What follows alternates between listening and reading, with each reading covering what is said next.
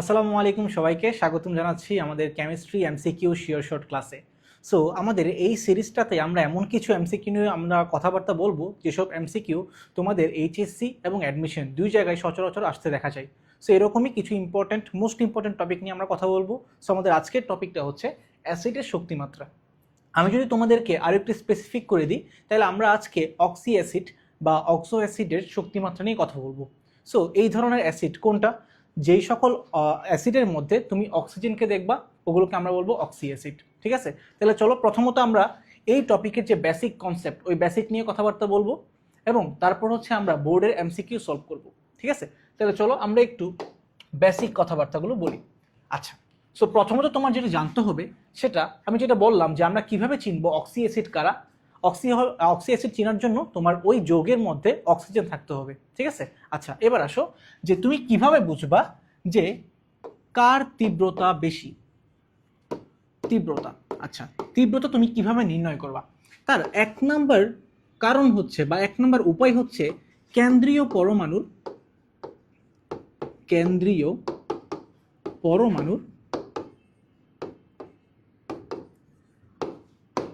জারণ মান।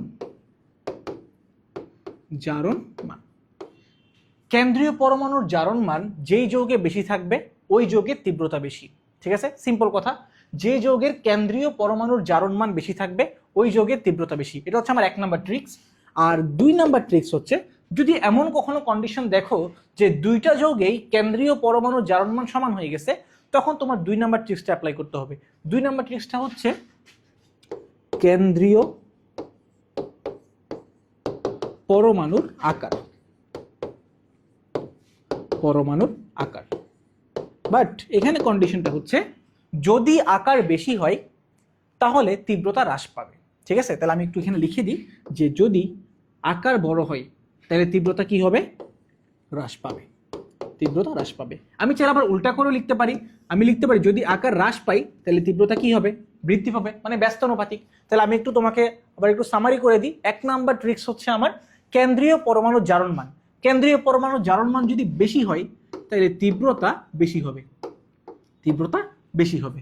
আর যদি এমন হয় যে দুইটি যৌগে কেন্দ্রীয় পরমাণুর মান সমান হয়ে গেছে, তখন আমি দুই নাম্বার দেখবো যে কেন্দ্রীয় পরমাণুর আকার যদি কম হয় তাহলে তীব্রতা বেশি হবে। বুঝতে পারছো? তাহলে এটা হচ্ছে আমাদের বেসিক কনসেপ্ট বা বেসিক আলোচনা। এখন চলো আমরা একটা বোর্ড কোশ্চেন সলভ করি। দেখো এই কোশ্চেনটা আমাদের কুমিল্লা বোর্ড 25 সালে অলরেডি আসছে। ঠিক আছে, তাহলে প্রশ্নটা খেয়াল করো তো, কোনটি অধিক শক্তিশালী অ্যাসিড? আচ্ছা, তাহলে এবার আসো আমি কি করব, কোনটি অধিক শক্তিশালী অ্যাসিড। তাহলে আমার এক নাম্বার উপায় কি ছিল? এক নাম্বার উপায় ছিল যে কেন্দ্রীয় পরমাণুর জারণ মান বের করতে হবে। তাহলে আমি আশা করতেছি তোমরা কিভাবে জারণ মান বের করতে হয় এটা তোমরা জানো, তোমরা 9-10 থেকে কিন্তু পড়ে আসতেছো।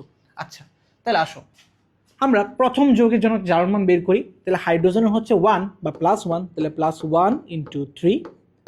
আচ্ছা, এখানে কেন্দ্রীয় পরমাণুকে এই যে মাঝখানে আছে বা যে সিঙ্গেল আছে। ঠিক আছে, আচ্ছা তাহলে এখানে হচ্ছে পি হচ্ছে আমার কেন্দ্রীয় পরমাণু, তাহলে ওকে আমি এক্স ধরে নিলাম। প্লাস অক্সিজেনের কত? -2 × 4 = 0। এটা একটু সলভ করি, আমরা একটু সলভ করে দেখি। তাহলে এটা কি আসতেছে সলভ করলে? এই যে 3 + x - 8 = 0, তাহলে x - 5 = 0। সুতরাং x আসতেছে কত? +5। তাহলে আমি এখানে পেলাম যে আমার যে কেন্দ্রীয় পরমাণু পি, এখানে আমার তার জারণ মান হচ্ছে +5। ঠিক আছে, এটা বুঝছি। এর কাছে আসি তো আমরা আবার সেম ভাবে একটু আমরা জারণ মানটা বের করি। এখানেও আমার কেন্দ্রীয় পরমাণু পি, তাহলে +1 × 3, কারণ হাইড্রোজেন হচ্ছে +1, 3টা আছে তাই 3 দিয়ে গুণ করলাম, প্লাস এক্স, প্লাস অক্সিজেন হচ্ছে -2, তাই -2 × 3টা আছে তাই 3 = 0। একটা কথা মাথায় রাখবা যে আলটিমেট একটা যৌগের সম্পূর্ণ যৌগের জারণ মান কিন্তু 0 হয়। আচ্ছা, তাহলে এটাকে আমরা একটু সলভ করি। তাহলে 3 + x - 6 = 0, তাহলে x - 3 = 0। সুতরাং x কত আসতেছে আমার? +3। ঠিক আছে, জারণ মান কিন্তু সবসময় প্লাস মাইনাস দিয়ে চিহ্নিত করতে হবে, তাই এটা হচ্ছে +3 এবং এটার জন্য কত আসছিল আমার? এটা আসছিল +5। দুইটা করছি। 3 নম্বরে আসো তো, এটা একটু নির্ণয় করি। তাহলে হাইড্রোজেন আছে একটা, তাই +1, এটা হচ্ছে আমার কেন্দ্রীয় পরমাণু যার মান আমি নির্ণয় করব, তাই এটাকে আমি x ধরলাম। প্লাস অক্সিজেন হচ্ছে -2 × 3 = 0। তাহলে ক্যালকুলেশন করো, +1 + x - 6 = 0। তাহলে আলটিমেটলি তুমি ক্যালকুলেশন করে দেখবা যে এটার মানও কি আসতেছে জানো, এটার মানও আসতেছে আমার x কত আসে -5 + 5 তাহলে আমি এখানেও পেলাম এটার জারণ মান কত +5। এবার আসি এর কাছে, এখানে করো +1 × 2 প্লাস, এখানে কার্বন হচ্ছে আমার কেন্দ্রীয় পরমাণু, এর জারণ মান আমি বের করব, তাই আমি x ধরলাম, প্লাস -2 × 3 = 0। তাহলে ক্যালকুলেশন করো, +2 + x - 6 = 0।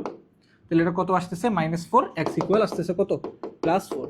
তাহলে আমি এতক্ষণ ধরে কি করতেছি দেখছো, এতক্ষণ ধরে আমি জাস্ট কেন্দ্রীয় পরমাণু জারণ মানগুলো বের করতেছি। তোমার মনে হতে পারে যে এটা অনেক বেশি সময় লাগবে, বাট তুমি যখন বারবার এই ধরনের প্রশ্ন যখন প্র্যাকটিস করবা তখন দেখবা তুমি 30 সেকেন্ডসের মধ্যে এগুলো সলভ করতে পারতেছো, ঠিক আছে?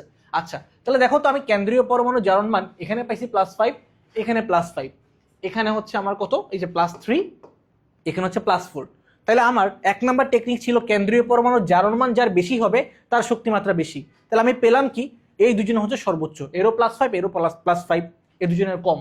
তাহলে হয়তো বা আমার অ্যান্সার এইটা হবে অথবা আমার অ্যান্সার এটা হবে। এখন আমার আসবে আমার 2 নাম্বার যে টেকনিকটা ছিল, আমার 2 নাম্বার টেকনিক কে ছিল, যে কেন্দ্রীয় পরমাণুর জারণ মান যদি সমান হয়ে যায় তখন আমি 2 নাম্বার টেকনিক অ্যাপ্লাই করব, সেটা হচ্ছে কেন্দ্রীয় পরমাণুর আকার দেখব, যার আকার কম তার তীব্রতা বেশি। এবার আসো তো একটু আকার আমরা দেখি, একটু আমরা আকারটা একটু দেখি। এই যে দেখো, এখানে কেন্দ্রীয় পরমাণু হচ্ছে p, এখানে কেন্দ্রীয় পরমাণু হচ্ছে আমার n। তাহলে আমাকে বলো তো কার আকার ছোট? আমরা পড়ছি যার আকার ছোট তার তীব্রতা বেশি, তাহলে কার আকার ছোট? অবশ্যই নাইট্রোজেন, ঠিক আছে? আমরা জানি যে একই গ্রুপে উপর থেকে নিচে গেলে আকার কিন্তু বৃদ্ধি পায়, সো এই দুজন কিন্তু একই গ্রুপে আছে, এ উপরে আছে নিচে আছে, তাই ফসফরাসের আকার হচ্ছে বড়, নাইট্রোজেনের আকার হচ্ছে ছোট।